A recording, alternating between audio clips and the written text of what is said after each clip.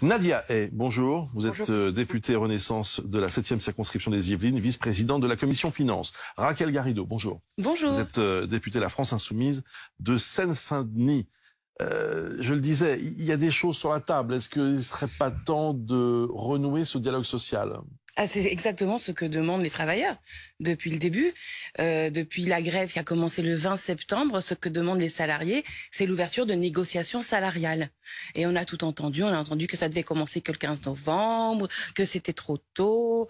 Et puis depuis, on a des communiqués de la direction. Alors un jour, c'est un communiqué pour dire les travailleurs gagnent 5 000 €. Alors fake news qui a été finalement débunké assez rapidement, mais qui quand même met l'ambiance quand même. Je sais pas si vous imaginez, si vous étiez dans un mouvement pour demander une revendication salariale, qu'est-ce que vous penseriez si votre patron se mettait à balancer des fausses infos sur votre salaire? Ça met pas vraiment une ambiance de discussion. Et là aujourd'hui encore un nouveau communiqué et le secrétaire général de la CGT a bien indiqué que c'était pas des négociations salariales et il a raison. Il a raison, je pense que moindre des choses, c'est que ces gens-là discutent. 6% d'augmentation de salaire, c'est pas des négociations salariales, c'est bien. Alors d'abord, je vais pas, évidemment, mon rôle n'est pas de me substituer aux travailleurs qui décident démocratiquement et librement de continuer la grève ou pas. Et d'ailleurs, au demeurant, je note que par endroit, la grève a déjà gagné. C'est le cas par exemple dans ma circonscription au Bourget où les personnels qui s'occupent des Falcon, des avions, des jets, la Falcon au Bourget, ont fait une semaine de grève et ont gagné hier déjà. Donc, comme quoi, il y a des luttes qui payent. Peut-être que les utilisateurs de jets privés sont peut-être plus pressants que les utilisateurs de voitures dans notre pays. Mais en attendant, il y a des luttes qui payent et il va de soi que 6% d'augmentation, ça ne couvre même pas l'inflation. Donc, c'est insuffisant. Nadia Hay, votre regard sur ces dernières avancées proposées par Total Energy, mais avec aussi les réserves, on l'a compris, des syndicats. Oui, enfin des réserves d'un syndicat. Je pense qu'il faut vraiment être très précis quand chez Total Energy, France Ouvrière a aussi rejoint le mouvement. A rejoint le mouvement, mais d'autres s'en sont détachés. On rejoint eux la table des négociations parce que c'est bien ça dont il s'agit, avancer sur les négociations pour débloquer cette situation aujourd'hui qui crée des tensions, qui crée du blocage dans notre pays, qui empêche Christina d'aller s'occuper de sa maman, qui empêche aussi les mères de famille d'accompagner leurs enfants à l'école, d'aller travailler, l'infirmière de faire des soins à domicile. Je pense que là, la situation a atteint son niveau maximum de blocage et il faut réfléchir très sérieusement à une sortie de crise. Je crois vraiment, quand on est un grand leader comme Monsieur Martinez, eh bien, la raison doit, à un moment donné, on doit pouvoir la retrouver. Mais donc, vous avez entendu aussi Bruno Le Maire ce matin, le ministre de l'économie, dire Total doit augmenter ses salariés. Mais évidemment, mais comme l'ensemble des entreprises qui réalisent aujourd'hui du profit, et notamment des profits exceptionnels. Nous l'avons toujours dit. Nous avons toujours incité les entreprises à augmenter les salaires. Et quand Madame Garrido parle de lutte, moi je parle de négociation salariale. Ça a toujours été le cas, vous savez, dans n'importe quelle entreprise, quand on a des revendications, on se met en grève, quand les négociations n'aboutissent pas, et nous arrivons à négocier. C'est comme ça que ça se passe dans le milieu de l'entreprise, quel que soit le secteur d'activité. Donc là, moi, je me réjouis qu'effectivement certaines entreprises ont augmenté les salaires sans que les salariés n'aient recours au droit de grève. Et quand ils y ont recours, je me réjouis d'autant plus que les négociations aboutissent. Donc, s'agissant évidemment de Total, le PDG a ouvert une voie. Les salariés ont raison là aussi d'émettre leurs revendications. C'est tout à fait dans leur droit et c'est normal. Maintenant, ça crée des blocages et nous voulons vraiment pouvoir en sortir pour l'intérêt général de notre pays et nos concitoyens. Je suis contente de voir quand même que... je note un changement de ton, si je peux me permettre. Ça a toujours été le mien, Madame Garrido. Eh ben, je suis ravie parce que cet été, par exemple, lorsque nous débattions à l'Assemblée nationale de l'opportunité d'augmenter le salaire minimum ou d'indexer les salaires sur l'inflation, vous avez absolument voté contre. Pas que vous, d'ailleurs, il y avait l'extrême droite avec vous qui était contre cette hypothèse. Donc aujourd'hui, alors nous on proposait un outil pour justement cette hausse de salaire généralisée cet été, vous vous y êtes opposé. proposées, les gens vont les revendiquer dans les entreprises et aussi dans la rue avec la marche du 16 octobre que nous organisons. Mais c'est totalement assumé, Madame Guérido, parce que vous voulez obliger les entreprises à augmenter les salaires. Vous savez, moi je suis élue d'une circonscription où j'ai du milieu rural et j'ai de l'urbain.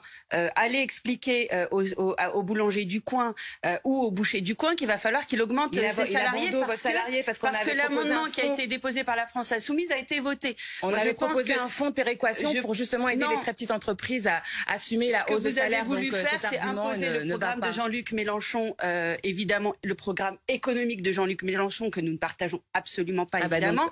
Il faudrait savoir, vous êtes pour les hausses de salaire ou pas ? Ce que nous notons, bien évidemment, nous sommes pour les hausses de salaire. Alors pourquoi quand c'est nous qui proposons, vous n'êtes plus d'accord ? Parce que ça vient de la NUPES, vous n'êtes plus d'accord ? Non, Madame Guérido, attendez, ça vient de la NUPES. Moi, j'ai toujours été ouverte à la discussion et au compromis. Vous avez voté contre nos vous savez, je suis vice-présidente de la commission des finances. Aucun membre de votre groupe n'est venu échanger avec la majorité pour discuter sur des amendements qui pourraient aboutir en séance.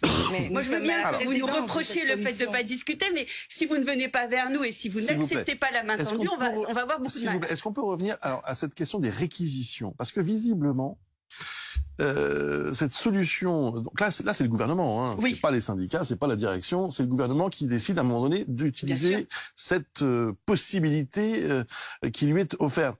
Ça a visiblement mis de l'huile sur le feu. En fait, ça a été contre-productif. C'est peut-être même ça qui a accentué la tension. Vous savez, quand il y a une situation de blocage et quand l'intérêt général est mis à mal, et c'est exactement ce qui se passe aujourd'hui, il faut dire les choses très clairement. Excusez-moi. C'est exactement ce qui se passe aujourd'hui. Il y a une situation de blocage. Le gouvernement n'a jamais pris parti pour les salariés ou pour le patronat, et notamment pour Total. Il a toujours dit privilégions le dialogue social, avancer vers cette voie-là. Il n'y en a pas. Il n'y a pas. Donc le gouvernement, qu'est-ce qu'il doit faire? C'est penser à l'intérêt général et penser aux Françaises et aux Français, qu'elles puissent se déplacer. Parce que je vous allez dire ça aux gens dans les files d'attente au station-service. C'est une liberté fondamentale de pouvoir se déplacer. Eh bien, il agit pour que justement le carburant aujourd'hui puisse être accessible à nos concitoyens. C'est tout ce que fait le gouvernement. Il n'entre pas dans la discussion. La Convention 87 de l'OIT, je me permets de le rappeler, l'Organisation internationale du travail, donc qui est l'organisation rattachée aux Nations Unies et qui s'occupe des normes du travail à l'échelon du monde entier, a déjà jugé que les réquisitions n'étaient pas légales en toutes circonstances. Et par rapport aux réquisitions qu'avait utilisé Nicolas Sarkozy en 2010, le comité de la liberté syndicale de l'OIT a déjà jugé que c'était contraire au droit international. Bien. Bon, après, on verra ce que décide le juge qui est en charge de cette affaire. Mais c'est un point important que monsieur, je pense, qui n'a pas échappé à monsieur Martinez et qui se sert justement peut-être de cette issue-là, de cette issue et de ce droit pour bloquer le pays. Regardez, juste un mot, s'il vous plaît, si vous permettez, juste un mot pour dire que les images que vous voyez en direct, vous vous souvenez de la pompe, la station-service, donc dans le 16e. Il y a bien 500 mètres, facile de file d'attente. Vous le voyez, donc c'est avenue de Versailles dans le 16e arrondissement, et on voit que ça avance très peu. Et ça pourrait être si simplement résolu. Il y a quand même avec l'augmentation des salaires. Tous les Français. Moi, j'ai vu des mouvements sociaux dans ma vie militante, et parfois les usagers sont un peu critiques vis-à-vis des grévistes. Cette fois, ça n'est pas ce qui me revient du terrain. Tous les Français, ce qui me revient. Alors, je vous fais état de ce qui me revient. Les Français qui sont confrontés eux-mêmes à l'inflation et à la baisse de leur capacité de pouvoir d'achat comprennent parfaitement que d'autres salariés mènent des grèves pour augmenter les salaires.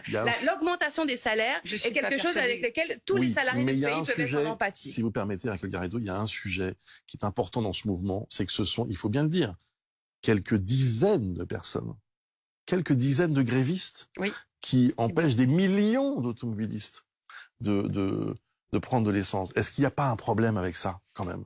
La disproportion. Alors, cette présentation des choses est profondément injuste. C'est la vérité. Parce que si c'est ça, moi, je vais vous répondre. À Donge, il y a 15 grévistes. Ils sont 15. Le problème, c'est pas 10, hein. Le problème, c'est 1.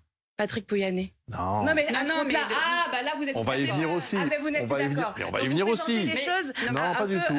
Si. Dos à dos. Parce que c'est pas dos à dos. C'est pas quelqu'un qui gagne. C'est comme ça que moi, je vous présente les choses. Alors, moi, je vous dis que quelqu'un qui gagne un demi-million d'euros par mois, 1 demi-million d'euros par mois, est effectivement dans une très mauvaise posture morale pour dire à des personnes qui gagnent 2000 € par mois qu'elles n'ont pas le droit de gagner 2200. Ne faites pas vous-même de fake news. 2600, Philippe Martinez l'a expliqué ce matin. 2600 € net. En moyenne. Net. Sans les primes. Et alors, vous trouvez que c'est trop? Mais je dis pas que c'est trop, mais ne me dites pas 2000 €. Alors, pardon, vous avez quand même relayé quand Total a dit 5000. Donc, ok, 2600, on dit que c'est trop. Et vous comprenez pas que quelqu'un qui a... Non, mais c'est jamais assez, de toute façon, un salaire. Vous savez bien. Ça dépend pour qui. Ça dépend pour qui. Ça dépend pour qui. Pour un salarié. Moi, j'en ai un petit peu assez sur les plateaux télé d'entendre des gens qui gagnent 5000, 6000, 7000 €, voire plus, dire à des gens qui gagnent 2600 € en moyenne, qui n'ont pas le droit de revendiquer 260 € d'augmentation par mois. Non, mais Madame Garrido, personne ne l'a dit. Vraiment, là, vous extrapolez énormément.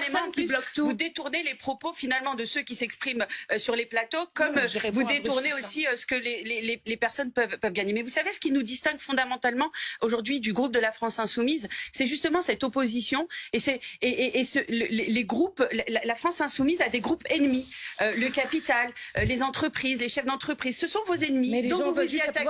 Mais si regardez comment vous illustrez vos propos pour des revendications qui sont totalement justes, qui est l'augmentation de salaire, et personne ne le nie. Alors venez avec nous. Arrêtez. Non, je ne viendrai jamais avec vous. Donc c'est vous qui êtes dans l'incohérence. Mais toutefois, moi, je suis prête à accepter certaines de vos idées. Le vrai problème, c'est n'est pas réciproque. Ce n'est pas réciproque. Donc, moi, je vous dis juste que vous voyez, ça nous oppose. Nous n'avons pas d'ennemis. Nous, ce qui nous importe, ce sont l'intérêt général des Françaises et des Français et permettre à chacun de pouvoir exercer ses libertés. Raquel Garrido, comme celle de se déplacer, Madame Garrido. Est-ce que le mouvement de bouchons, c'est inacceptable dans notre pays. Est-ce que le mouvement va s'étendre? C'est la question maintenant qui se pose. On a entendu ce matin la CGT dire qu'il fallait que, c'est ce qu'elle souhaite, c'est ce que souhaite le syndicat, que ça s'étende à tout le secteur de l'énergie. Est-ce qu'il faut même aller plus loin? Certains parlent de grève générale la semaine prochaine. Quelle est votre position? D'abord, je voudrais quand même rappeler que, contrairement aux éléments de langage du gouvernement, c'est pas la CGT qui décide. Quand il y a des mouvements de grève, c'est l'Assemblée générale des travailleurs. Donc c'est elle qui, démocratiquement, à main levée, par des votes, décide. Aucun syndicat n'a les moyens ni de stopper la grève, ni de la continuer à lui tout seul. Donc, démocratiquement, les travailleurs décident de se mettre en grève, effectivement chez les raffineurs, mais on le voit aujourd'hui dans le nucléaire, au théâtre de l'Odéon. J'en parlais à l'instant, chez Dassault Falcon Service, il y avait une grève.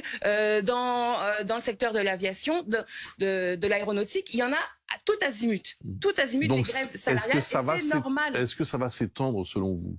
Mais bien sûr, tant que dans d'autres secteurs, tant que les super profiteurs refuseront de partager le fruit des bénéfices avec ceux qui les produisent, les travailleurs, bien entendu que les gens vont continuer de revendiquer. Ils n'ont pas le choix. Parce qu'ils peuvent eux-mêmes, personnellement, même pas payer leurs pâtes, leur huile, leur essence. Donc vous voulez qu'ils fassent comment? C'est de toute façon dans votre intérêt que ça continue, c'est dans votre intérêt que ça soit bloqué, parce que vous n'existez que dans la contestation. Et vous n'existez pas. Moi je suis députée, je gagne tous les mois la même chose, je gagne très bien ma vie. Oui, donc c'est pas le sujet. D'accord. Ne vous moquez pas des gens qui, eux, vraiment se battent pour leur quotidien. Madame Garrido, ne méprisez pas leur travail, aucune leçon à recevoir de vous sur ces questions-là. Vous ne me connaissez pas. J'ai pas parlé de vous, j'ai parlé de la France Insoumise. Maintenant, si vous êtes la France Insoumise, pardonnez-moi, mais si vous représentez à vous seul un groupe de plus de 60 députés à l'Assemblée, est-ce que vous redoutez l'extension du mouvement, Madame? Est-ce que vous redoutez l'extension du mouvement?